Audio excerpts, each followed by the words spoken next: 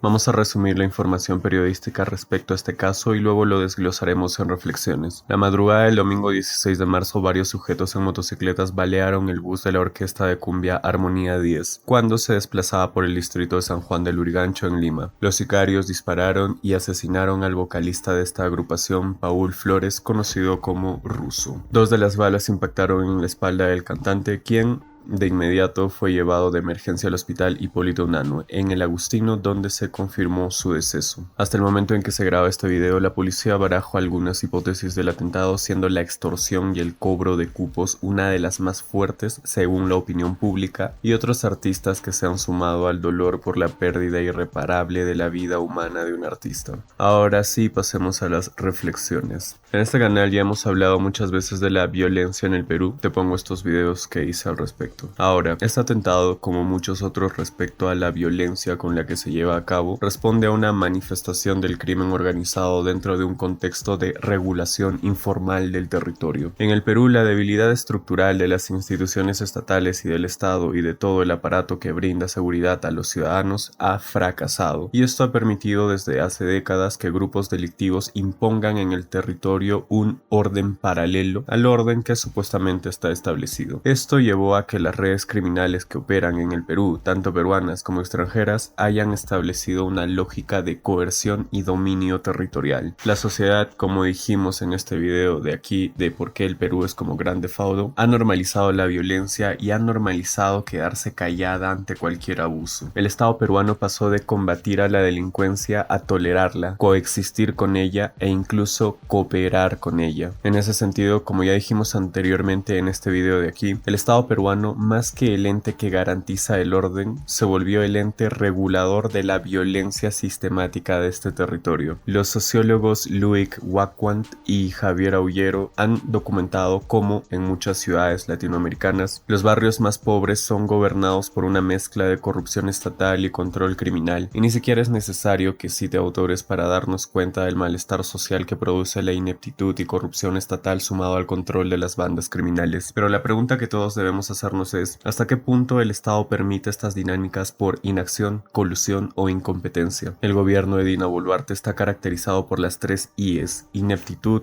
ineficacia e incapacidad. Otra pregunta clave es: ¿quién se beneficia de la violencia? Hasta el momento que se graba este video, muchos políticos han comentado este hecho, condenándolo, pero sabemos que los sectores políticos de este país instrumentalizan la inseguridad para justificar sus medidas autoritarias. Johan Galtung distingue entre violencia directa, estructural y cultural. En este caso, el asesinato de Paul Flores sería una manifestación de violencia directa. Este terrible hecho tampoco podría analizarse aisladamente de la violencia estructural, desigualdades económicas, corrupción e impunidad que permiten la consolidación del crimen organizado en todas las regiones del país. Los peruanos hemos internalizado, como diría Bordi, un hábitus violento del cual no podemos salir por nuestra propia cuenta. El sicariato y la extorsión en Lima, particularmente en distritos como San Juan de Lurigancho, no surgen en el vacío, sino en un entramado social donde las opciones laborales formales son escasas y donde la criminalidad ofrece una vía de ascenso económico para ciertos sectores excluidos. De esto haré una reflexión crítica al final. Y otra pregunta surge de esto: ¿qué condiciones permiten que grupos criminales peruanos o extranjeros puedan operar con relativa impunidad?